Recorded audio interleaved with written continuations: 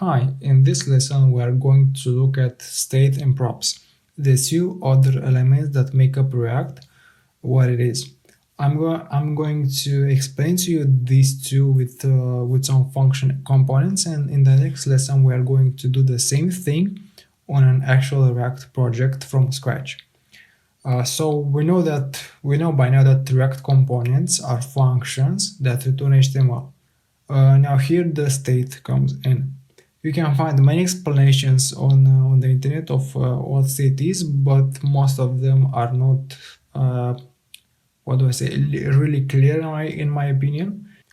So state is a variable in your function that holds all the data that will be changed over time, such as lists, lists of photos, values of inputs or of forms, and so on. The React component re-renders itself when you change any value in state.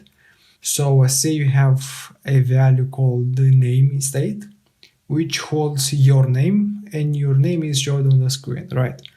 Now when you change the value of name from state to, for example, your pet's name, the component will re-render itself from the top to bottom again, and so after that you will not see your name on the screen, but your pet's name.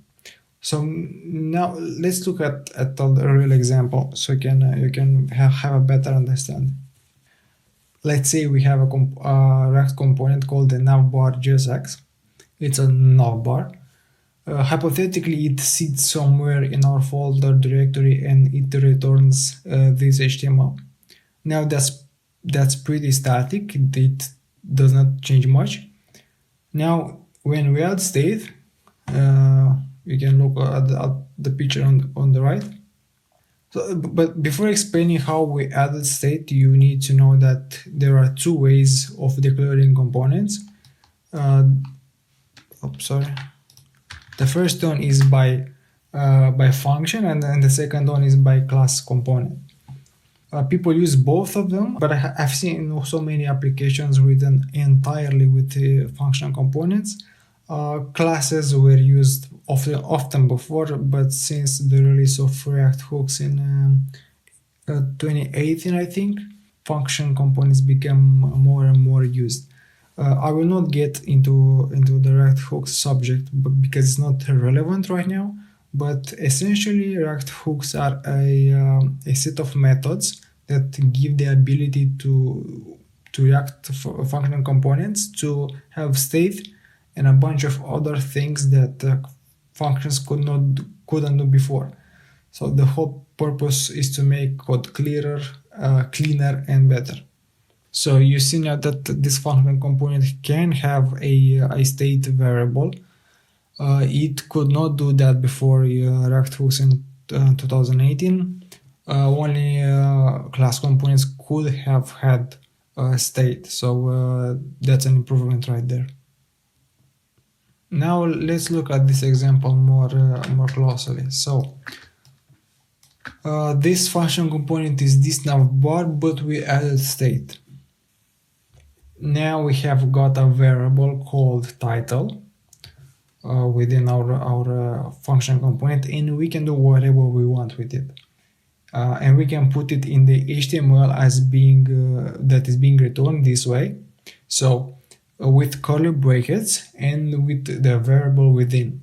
You will see often these curly brackets. What it essentially does is to give us the ability to write JavaScript code right between HTML lines.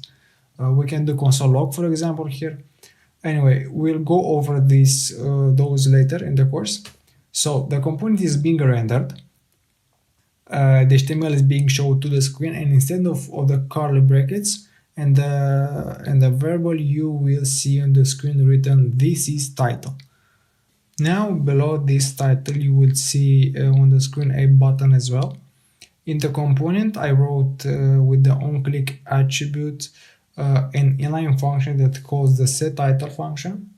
This setTitle function changes the value from title, the variable that we have above on state, and we send as a parameter to this function a new title. More exactly, I wrote This is the second title.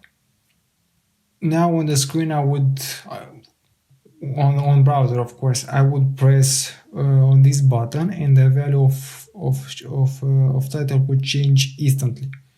And as I told you before, because when state changes, the component re-renders itself and the whole thing, we would see on the screen instantly a new title instead of the old one. I hope you got that. If not, just bear with me to the next lesson where I will write actual code that does this, and you will see this in practice. Now let's look at the same thing but for a class component, just for the sake of knowing. Here useState doesn't exist, and by the way, useState is what I called earlier a hook. So here useState doesn't exist, but you can specify state this way, with a variable called state, and you have within it an object, and here you hold all your values that you need. You just write the variable state and that's it. In this object you can have all the states that you need, one for title, for example, one for name, one for date, one for a list, whatever. It all stays in the same object called, as I told you, called state. Whereas in the function component above, you need the useState for each different state value you need in your component.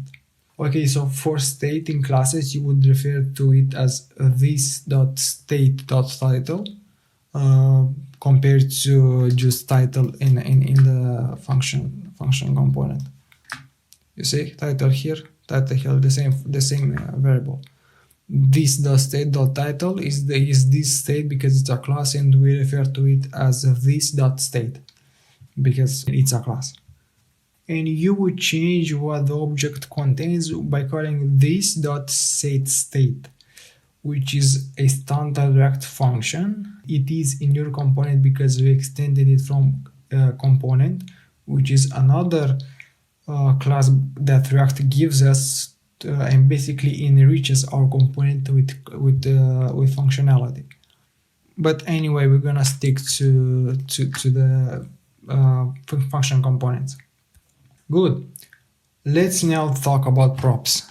Remember I told you that we can use components within components within components.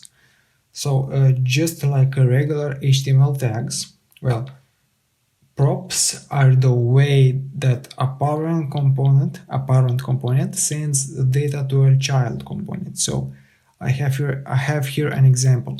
Supposedly we have a React component that is going to be our about page.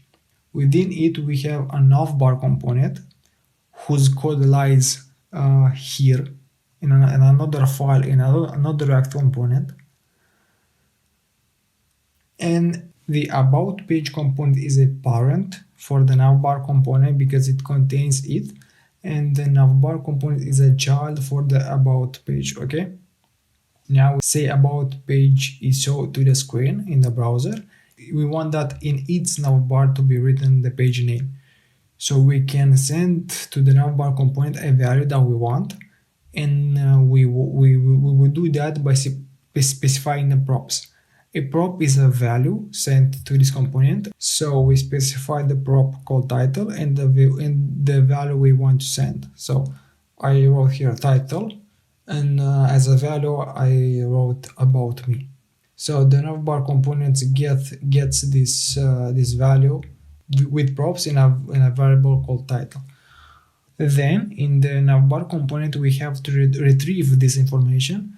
We do that by writing here in the argument props, and this object will hold all our props. Now to write to the screen the title the component received, we just write props.title, and voila, when this component is rendered to the screen, instead of curly brackets and props.title, there will be just the value that we sent through props. So it will be written about me here.